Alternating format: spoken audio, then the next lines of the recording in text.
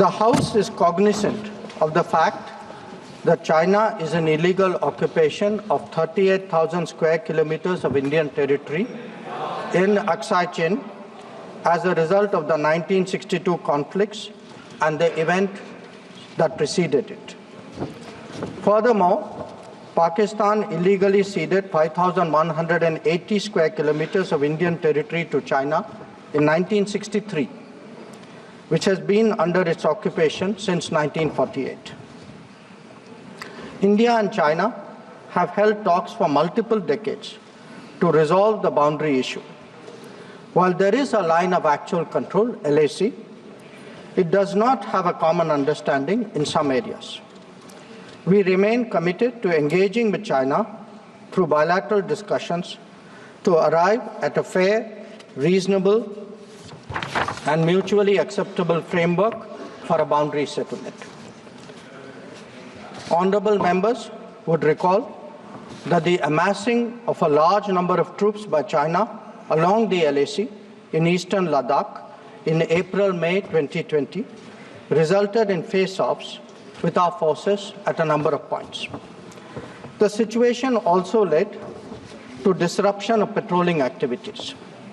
It is to the credit of our armed forces that despite logistical challenges and the then prevailing COVID situation, they were able to counter-deploy rapidly and effectively. Honorable Speaker, sir, the House is well aware of the circumstances leading to the violent clashes in Galwan Valley in June 2020. In the months thereafter, we were addressing a situation that had not only seen fatalities for the first time in 45 years, but also a turn of events serious enough for heavy weaponry to be deployed in close proximity to the LAC. While a determined counter-deployment of adequate capability was the government's immediate response, there was also the imperative of a diplomatic effort to diffuse these heightened tensions and restore peace and tranquility. Honorable Speaker, sir, the contemporary phase of our ties with China dates back to 1988, when there was a clear understanding that the Sino-Indian boundary question will be settled through peaceful and friendly consultations. In 1991, the two sides agreed to maintain peace and tranquility in the areas along the LAC, pending a final settlement of the boundary question. Thereafter, in 1993, an agreement was reached on the maintenance of peace and tranquility. Subsequently, in 1996, India and China agreed on confidence-building measures in the military field. In 2003, we finalized a declaration of principles of our relations and comprehensive cooperation, which included the appointment of special representatives. In 2005, a protocol was formulated on modalities for the implementation of confidence-building measures along the LAC. At the same time, the political parameters and guiding principles for the settlement of the boundary question was agreed to.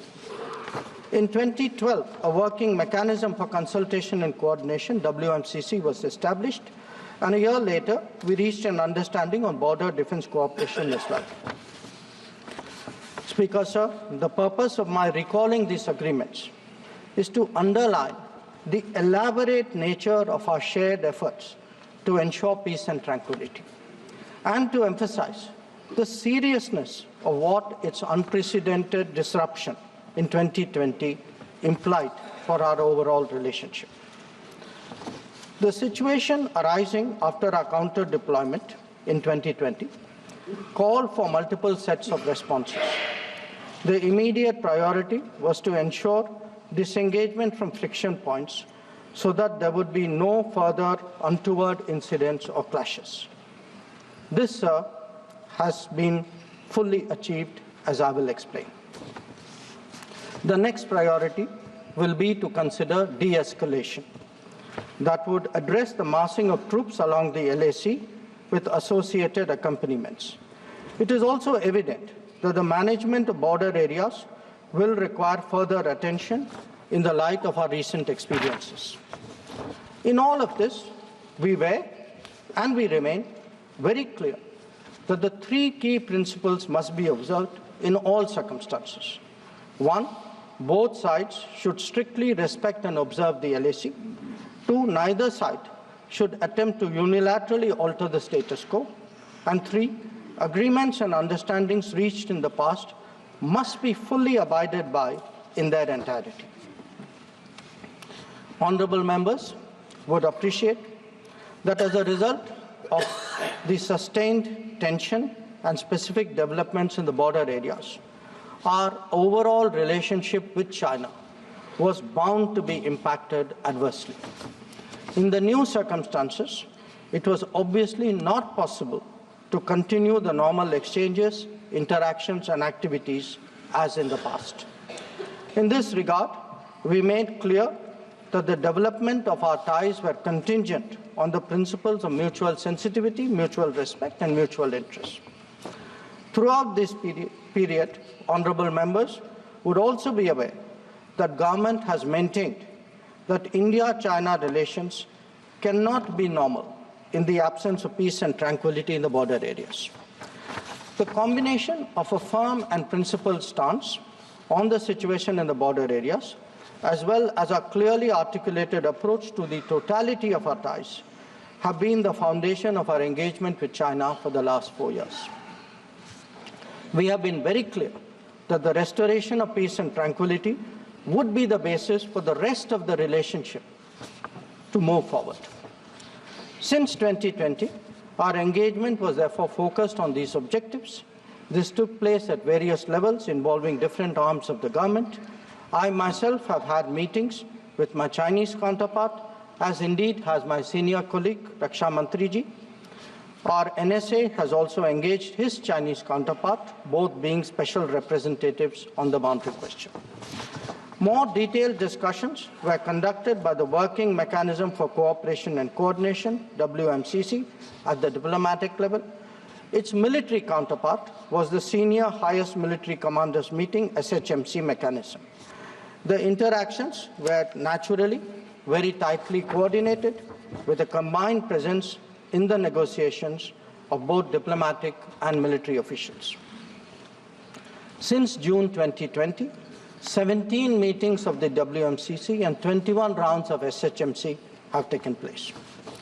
So, in this background, I would like, sir, to inform the House today about the agreement reached on 21 October 2024 regarding Deang and Demchuk. The twin considerations of an unstable local situation and an impacted bilateral relationship were clearly the drivers for these recent endeavours. These two areas have been the focus of our discussions in both WMCC and SHMC with the Chinese side since September 2022, when the last disengagement agreement was concluded at Hot Springs area. In the lead-up to the October 21 agreement, I had discussed both the specific disengagement issue as well as the larger relationship with my Chinese counterpart in Astana on 4 July and Vientiane on 25 July. Our national security advisors, ours and the Chinese, met in St. Petersburg on 12 September, and the problem in these two areas pertained primarily to obstructions of our long-standing patrolling activity. In Demchuk, there was also the question of access by our nomadic population to traditional grazing grounds, as well to sites of significance to the local people. As a result of this recent understanding, arrived at, after intensive negotiations, resumption of patrolling to the traditional areas is underway.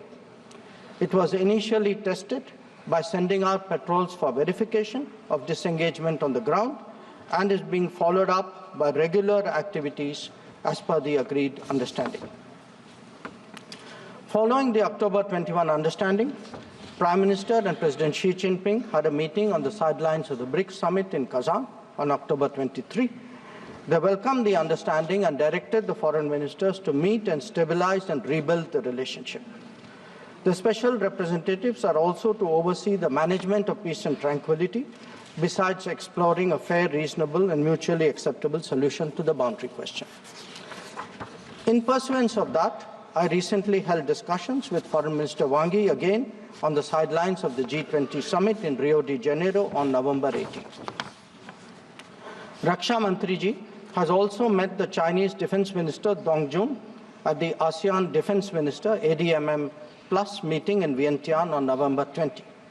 The two ministers discussed progress on the recent agreement on disengagement, the need to address de-escalation, and the requirement of strengthening confidence-building measures. They agreed on the importance of continuing meetings and consultations at various levels. Sir, the House will remember that on October 21, the House will remember that the October 21 agreement is the latest in the series of an understanding in regard to the resolution of the situation at various friction points in eastern Ladakh. In the aftermath of the events in May-June 2020 and the initial disengagement in Galwan Valley in July 2020, there was a foreign ministers' meeting in Moscow in 10 September 2020. The government's position at that time was that the immediate task was to ensure comprehensive disengagement of troops in all the friction areas. It was emphasized that the large concentration of troops along the LAC was not in accordance with the 1993 and 1996 agreements. The Indian side, it was made clear, would not countenance any attempts to change the status quo unilaterally. We also expected that all agreements and protocols pertaining to the management of the border areas would be scrupulously followed. Sir, through you, I would like to inform the House that disengagement has been achieved in full in eastern Ladakh through a step-by-step process, culminating in Deang and Demchuk. With the task of disengagement completed, it is now our expectation that discussions would commence with regard to the remaining issues that we have placed on the agenda.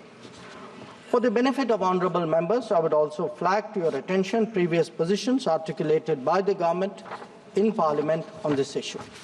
On 15th of September 2020, Raksha Mantri ji had made a detailed statement on Chinese attempts to transgress the LAC and the appropriate response given by our armed forces. On the 11th of February 2021, Raksha Mantri had again briefed the House about our disengagement agreement in the north and south banks of the Pangong Lake. Thereafter, in August of 2021, a third phase of disengagement took place in the area of Gogra, whereby troops would henceforth be in their respective bases. The next step took place in September 2022 pertaining to the Hot Springs area. Again, forward deployments ceased in a phased, coordinated and verified manner, resulting in the return of troops to their respective areas. The most recent agreement, the October 21 agreement, comes in the wake of the earlier ones. It completes the first phase of what we had agreed to in Moscow in September 2020. As members are aware, there is a long history of frictions, transgressions and face-offs in several sectors of the India-China border. This goes back to Barahoti from 1954, to Longju in 1959, to Sumdurongchu from 1986-1995, and Depsang in 2013, amongst others. In the past, earlier governments have agreed to a range of steps to diffuse situations that have arisen at different times, including offers on our side to create demilitarized zones, limited non-patrolling zones, relocation or withdrawal of posts, disengagement of troops, and dismantlement of structures. Different locations have seen different solutions being examined. Where the October 21 understanding is concerned, our objective has been to ensure patrolling as in the past to the relevant patrolling points, as well as resumption of grazing by our civilians as per long-standing practice. This is indeed what we have agreed upon in regard to Deang and Demchuk. In a few other places where friction occurred in 2020, steps of a temporary and limited nature were worked out based on local conditions to obviate the possibility of further friction. This, I must stress, applies to both sides and can be revisited as the situation demands. In that sense, our stance has been resolute and firm and serves our national interests fully. The ensuring of our national security in this manner is the result of cumulative and coordinated endeavors of many parts of the government, obviously centered around our defense and security forces. The competence and professionalism of our services in this period was displayed in our speedy and effective counter-deployment. In the negotiations with China, the defense and diplomatic arms worked in lockstep to ensure that our national interests were comprehensively met. Sir, in that context, the House would also recognize that there has been a significant improvement in the border infrastructure, which has made such effective counter-deployment possible. This is reflected, amongst others, in the increase of border infrastructure allocations in the last decade. The Border Roads Organization, BRO, alone has incurred 3 times the expenditure level of what it was a decade ago. Whether it is the length of the road networks, of the bridges, or the number of tunnels, there has been a substantial increase over the earlier period. Notable milestones in recent years include the Atal Tunnel to Lahul Spiti, the Sela and the Nechifu tunnels to Tawang, the Umlingla Pass Road in southern Ladakh, and the extended opening of the Zojila axis. Work is progressing on some strategically important roads and airfields in Ladakh. The adoption of new technologies in high altitude, remote, inaccessible, and permafrost areas has also been significant. All of this reflects the government's firm commitment to protecting our borders and ensuring that our armed forces get the facilities and the logistical support that they deserve. Finally, sir, let me share with honorable members our expectation regarding the direction of our ties with China in the near future. Our relationship had progressed in many domains, but was obviously negatively affected by recent events. We are clear that the maintenance of peace and tranquility in border areas is a prerequisite for the development of our ties. In the coming days, we will be discussing both de-escalation as well as effective management of our activities in the border areas. The conclusion of the disengagement phase now allows us to consider other aspects of our bilateral engagement in a calibrated manner, keeping our national security interests first and foremost. In my recent meeting with Foreign Minister Wang Yi, we reached an understanding that the special representatives and the foreign secretary level mechanisms will be convening soon. I thank you, sir, and the honorable members for their attention, and I'm confident that the government has the full support in addressing the complexities of this important issue.